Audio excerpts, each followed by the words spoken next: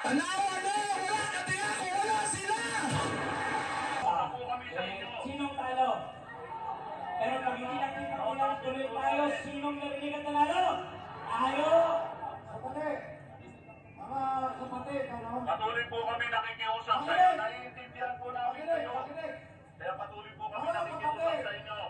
Kaya tayo Baka po pwede po namin makausap. Former President Rodrigo Duterte are now heading to Mendiola to stage protest calling for the return of the former president to the Philippines. So currently, the former president is detained at the international sa Mendiola. Emotions and protest action being held by the supporters of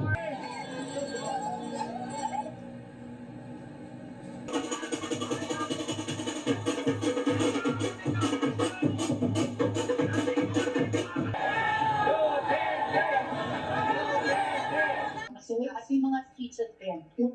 Presidente dito ay nagpapadala ng napakalakas na mensahe kahit ano pang panunugin, kahit anong pagigilid na gawin nila sa pinakamamahal natin Presidente Duterte. Iiwan ng Diyos Ama.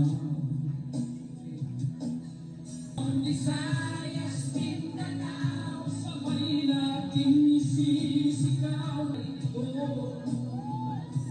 Kami magmamahal sa'yo, alayaan mo.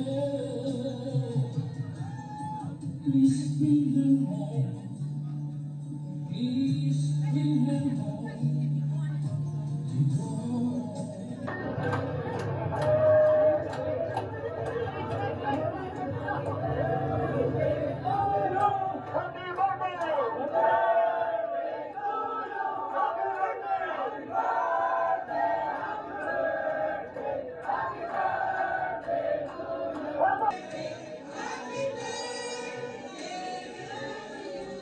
Na gisalmutan kini sa usa ka bikers community sa Jensan ng mga supporter sa kanhi Pangulo. Nagsugod ang ilahang ruta sa Plaza General, padulong Macar Road ug pabalik sa Plaza General. Wish sa mong grupo nga mapabalik na sa nasod ang kanhi Pangulo. Sa New York, sa Amerika. Bring him home! Bring him home! Bring him home! Gisalmutan sab sa mga Filipino ang peace rally sa Times Square. Sana makauwi na siya sa Pilipinas. Yun po ang ating dasal. Ang gusto lang po ay magpinakaupo siya at makauwi siya ng buhay at malusog at makaligtas sa lahat ng mga Pilipino. Prayer rally, peace prayer rally, asking the ICC to send him back to the Philippines. Ibang panig ng Calabarzon.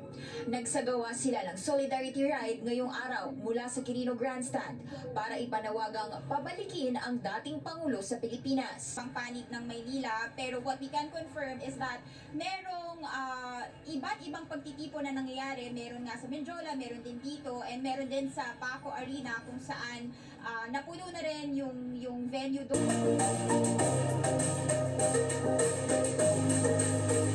The Netherlands at iba't ibang panig ng mundo. Ay natin sa Pilipinas, the Netherlands at iba't ibang panig ng mundo. Napakalaking bagay para kay Pangulong Duterte ang pagtitipon ninyo para sa kanyang pag-uwi at kaarawan. Maraming salamat at napakagaan nito ang mga hamon na hinaharap ngayon. Alam din ni Pangulong Duterte na haharapin niya ang ICC kasama ang lahat ng mga Pilipino sa iba't ibang panig ng mundo, lalo na ang mga kababayan natin sa Pilipinas.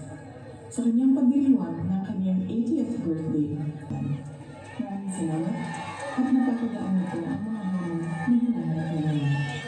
Alam din ni Pangulong Duterte na haharapin niya ang ICC kasama ang lahat ng mga Pilipino sa iba't ibang panig ng mundo, lalo na ang mga kababayan natin sa Pilipinas.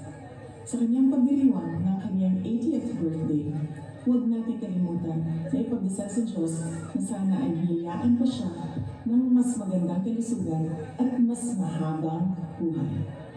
Hilingin natin sa Diyos na sana ay makauwi na agad si Pangulong Duterte sa Pilipinas.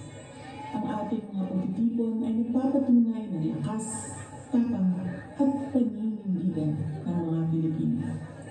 Sana ay magpatuloy din ang inyong suporta at pagmamahal sa ating dating Pangulo hanggang sa darating na halalan ng ating mga senador.